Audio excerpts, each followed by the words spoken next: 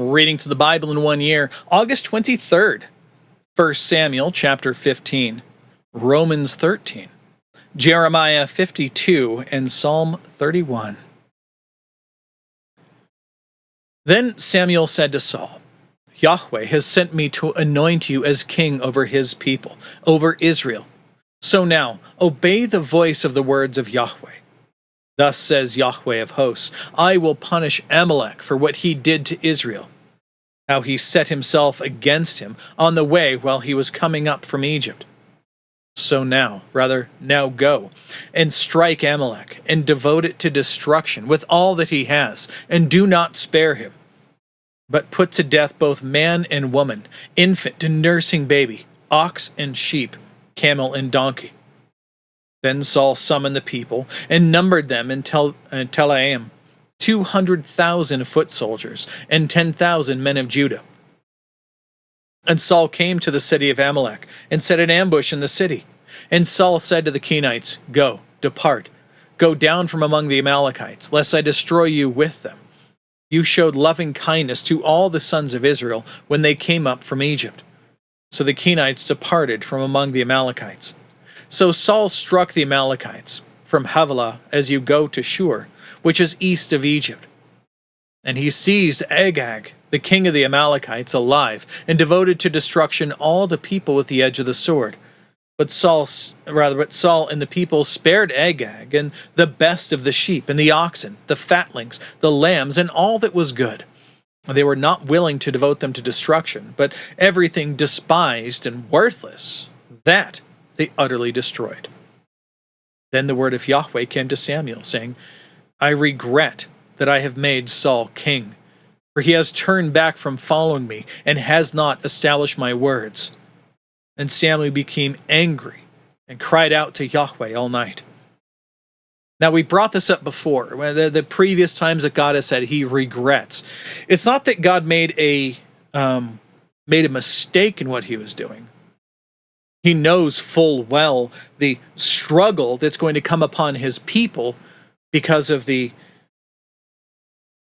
well, let's just say it, the tumultuous mentality of Saul. His heart is breaking for his people because of what Saul is going to do to them. Here, he was given a direct, simple thing he was supposed to do. A simple command. Wipe out everything. All the animals, all the people, spare nothing. Why is this? Well, God has repeatedly used the Israelites as his weapon against people who have been violating his commands. And he's done this throughout the Canaanite, what's the term I want to use? Expansion. When they went through Canaan and they were wiping out all of the people who were there, why did God do this? Because they were doing things like sacrificing their children to idols. Something that this is the one thing that later on we're going to come to King Manasseh. When he does this, this is the final straw, and he devotes Judah to destruction. As in the people of God. He devotes to destruction because they do the same things that the people in the people in Canaan were doing. The Amalekites were doing the same thing. And so here he's saying, because of the way that they've treated you before, and functionally it's also because of the other stuff that they had been doing, and their constant rebellion against God, he sends punishment upon them through Saul and the armies of Israel. But he didn't do that. He threw away the command of God and did what he thought was enough. What he thought was just enough to get by. But he figured, well, I'm king. I can still make up my own rules. We'll get to that. Verse 12. Then Samuel rose early in the morning to meet Saul. And it was told to Samuel, saying, Saul came to Carmel, and behold, he set up a monument for himself, then turned and proceeded on down to Gilgal. That wasn't what happened, but We'll get to that. And Samuel came to Saul, and Saul said to him, Blessed are you of Yahweh. I have established the word of Yahweh, saying, I've done the thing that was asked of me. But Samuel said, Well, what then is this? The sound of sheep in my ears, and the sound of oxen which I am hearing. And Saul said, Well, they have brought them up from the Amalekites, for the people spared the best of the sheep and oxen to sacrifice to Yahweh your God. But the rest we have devoted to destruction. Then Samuel said to Saul, Wait, and let me tell you what Yahweh spoke to me last night. And he said to him, Speak. And Samuel said, Is it not true? Though you were of little in your own eyes, you were made the head of the tribes of Israel. And Yahweh anointed you as king over Israel. And Yahweh sent you on a mission and said, Go and devote to destruction the sinners, the Amalekites, and fight against them until they are consumed. Why then did you not obey the voice of Yahweh, but rushed upon the spoil and did what was evil in the eyes of Yahweh? Then Saul said to Samuel, I did obey the voice of Yahweh, and went on the way which Yahweh sent me, and I have brought back Agag, the king of Amalek, and devoted to the Amalekites to destruction. But the people took some of the spoil, the sheep and the oxen, the choicest of the things devoted to destruction, to sacrifice to Yahweh, your God, at Gilgal. And Samuel said, Has Yahweh much delight in burnt offerings and sacrifices, as in obeying the voice of Yahweh? Behold, to obey is better than sacrifice, and to heed than the fat of rams. For rebellion is as the sin of divination, and insubordination is as wickedness and idolatry. Because you have rejected the word of Yahweh, he has also rejected you from being king. Then Saul said to Samuel, I have sinned. I have indeed trespassed against the command of Yahweh and your words, because I feared the people and obeyed their voice. So now please forgive my sin and return with me, that I may worship Yahweh. He says, Don't make me look bad. That's what he's saying. But Samuel said to Saul, I will not return with you, for you have rejected the word of Yahweh, and Yahweh has rejected you from being king over Israel. Then Samuel turned to go, but Saul seized the edge of his robe, and it tore. So Samuel said to him, Yahweh has torn the kingdom of Israel from you today, and has given it to your neighbor, who is better than you. Also, the Eternal One of Israel will not lie or have regret, for he is not a man that he should have regret. Then he said, I have sinned, but please honor me for now before the elders of my people and before Israel, and return with me, that I may worship Yahweh your God. So Samuel returned, following after Saul, and Saul worshipped Yahweh. Then Samuel said, Bring Agag near to me, the king of the Amalekites. And Agag came to him in chains, and Agag said, Surely the bitterness of death has departed. But Samuel said, As your sword has made women childless, so shall your mother be childless among women. And Samuel hacked Agag to pieces before Yahweh at Gilgal. Then Samuel went to Ramah, but Saul went up to his house at Gibeah of Saul. So Samuel did not see Saul again until the day of his death, for Samuel grieved over Saul, and Yahweh regretted that he had made Saul king over Israel. You'll see what I mean, as is shown here at the beginning of this next section. For the next 15 verses, next 15 chapters, we go through kind of the destruction that Paul causes within Israel. Let's move on now to Romans 13.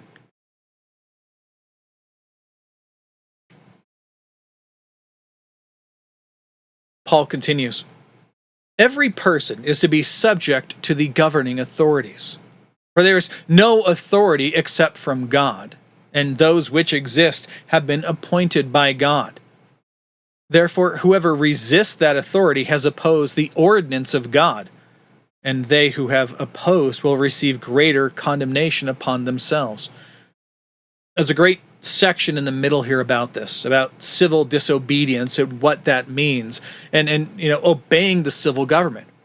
It's true that the government is set up by God, that he's the one who establishes nations and kings and so forth. But it's also important to remember that we are only to serve the kingdom of man, that being civil governments and what have you, so long as as we're not commanded by them to violate the law of God itself. So if a law is created telling us that we must not worship together, then we violate that law. If we're told that we should not worship Jesus Christ, or we should be banned from speaking the name of Jesus Christ, well, we violate that law. But so far as it's reasonable, so far as it's not something that's directly violating the law of God, then yeah, we go along with what the laws are. We pay our taxes. We don't violate the law as regards normal things, so that in the eyes of people around us, the non-Christians in our midst, they have no reason to accuse us. Let's continue on. Verse 3. For rulers are not a cause of fear for good behavior, but for evil. Do you want to have no fear of that authority? Do what is good, and you will have praise from the same. For it is a minister of God to you for your good. But if you do what is evil, be afraid, for it does not bear the sword in vain. For it is a minister of God, an avenger who brings wrath on the one who practices evil. Remember also that he's talking about the Roman government that would later go on to slaughter Christians wherever they were found. Yet we still are to obey the civil government. It's like John Calvin said, when God wants to punish a nation, he sends them wicked rulers. Let's continue on.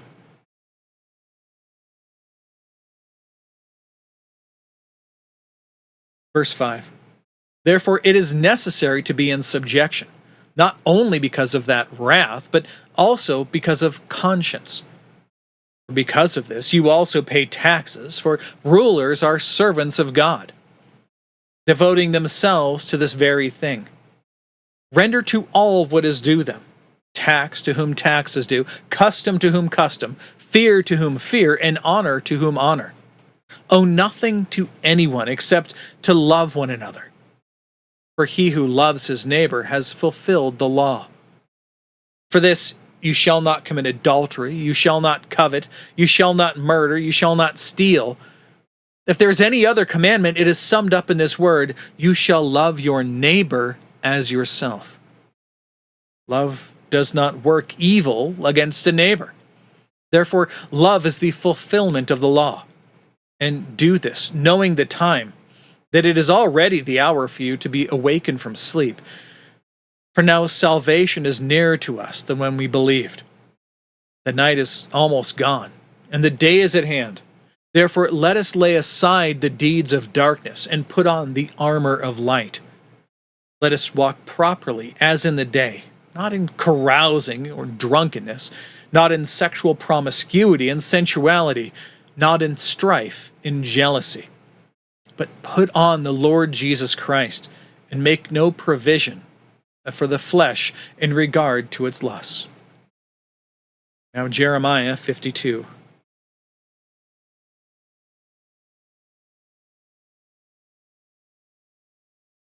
Zedekiah was 21 years old when he became king, and he reigned 11 years in Jerusalem, and his mother's name was Hamutal, the daughter of Jeremiah of Libnah. And he did what was evil in the sight of Yahweh, according to all that Jehoiakim had done. For through the anger of Yahweh, this came about in Jerusalem and Judah, until he cast them out from his presence, and Zedekiah rebelled against the king of Babylon. Now it happened in the 9th year of his reign, on the 10th day of the 10th month, that Nebuchadnezzar, king of Babylon, came. he and all his military force, against Jerusalem. And they camped against it and built a siege wall around it. So the city came under siege until the 11th year of King Zedekiah. On the 9th day of the 4th month, the famine was so strong in the city that there was no food for the people of the land. Then the city was breached, and all the men of war fled and went forth from the city at night by way of the gate between the two walls, which was by the king's garden. Though the Chaldeans were all around the city, and they went by way of the Arabah. But the military force of the Chaldeans pursued the king and overtook Zedekiah in the plains of Jericho, and all his military force was scattered from him. And they seized the king and brought him up to the king of Babylon at Riblah in the land of Hamath, and he spoke his judgment on him. Then the king of Babylon slaughtered the sons of Zedekiah before his eyes, and he also slaughtered all the princes of Judah in Riblah. Then he blinded the eyes of Zedekiah. Remember, eye to eye. And the king of Babylon bound him with bronze fetters and brought him to Babylon and put him in prison until the day of his death. Now, on the 10th day of the 5th month, which was the 19th year of King Nebuchadnezzar, king of Babylon, Nebuzaradan, the captain of the bodyguard, who stood before the king of Babylon, came to Jerusalem. And he burned the house of Yahweh, the king's house, and all the houses of Jerusalem. Even every large house he burned with fire. So all the military force of the Chaldeans, who were with the captain of the guard, tore down all the walls around Jerusalem. Then Nebuzaradan, the captain of the guard, took away into exile some of the poorest of the people, the rest of the people who remained in the city, the defectors who had defected to the king of Babylon, and the rest of the artisans. But Nebuzaradan, the captain of the guard, had some of the poorest of the land remain to be vine dressers and plowmen. Now the bronze pillars which belonged to the house of Yahweh, and the stands and the bronze sea which were in the house of Yahweh, the Chaldeans shattered and carried all their bronze to Babylon. They also took away the pots, the shovels, the snuffers, and the bowls, the pans, and all the bronze vessels which were used to minister. And the captain of the guard also took away the cups, the fire pans, the bowls, the pots, the lampstands, the pans, and the offering bowls, what was fine gold and what was fine silver. The 2 pillars, the one sea, remember that's a large basin, and the 12 bronze bowls that were under the sea, and the stands which King Solomon had made for the house of Yahweh. And the bronze of all these vessels was beyond weight. As for the pillars, the height of each pillar was 18 cubits, and it was 12 cubits in circumference, and 4 fingers in thickness, and hollow. Now, a capital of bronze was on it, and the height of each capital was 5 cubits, with network and pomegranates upon the capital all around, all of bronze. And the second pillar was like these, including pomegranates. There were 96 exposed pomegranates. All the pomegranates numbered 100 on the network all around. Then the captain of the guard took Sariah the chief and Zephaniah the second priest with the 3 doorkeepers of the temple. And from the city he took 1 official who was overseer of the men of war, and 7 of the king's advisers who were found in the city, and the scribe of the commander of the army who mustered the people of the land, and 60 men of the people of the land who were found in the midst of the city. And Nebuzaradan, the captain of the guard, took them and led them to the king of Babylon at Riblah. Then the king of Babylon struck them down and put them to death at Riblah in the land of Hamath. So Judah went into exile from its land. These are the people whom Nebuchadnezzar took away into exile in the 7th year, 3,023 Jews. Those are all those who remained. In the 18th year of Nebuchadnezzar, 832 persons from Jerusalem. And in the 23rd year of Nebuchadnezzar, Nebuzaradan, the captain of the guard, took away into exile 745 Jewish people. There were 4,600 persons in all. Now, it happened in the 37th year of the exile of Jehoiakim, king of Judah, in the 12th month, on the 25th of the month, that Evil-Merodach, king of Babylon, in the first year of his reign, lifted up the head of Jehoiakim, king of Judah, and brought him out of prison. And he spoke to him good words, and set his throne above the throne of the kings who were with him in Babylon. So Jehoiakim changed his prison clothes, and had his meals in the king's presence continually, all the days of his life. For his allowance, a continual allowance was given to him by the king of Babylon, a daily portion all the days of his life, until the day of his death. Let's move on now to conclude in Psalm 31.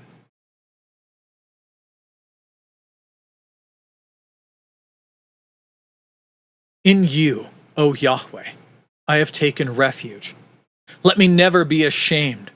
In your righteousness, protect me. Incline your ear to me. Deliver me quickly.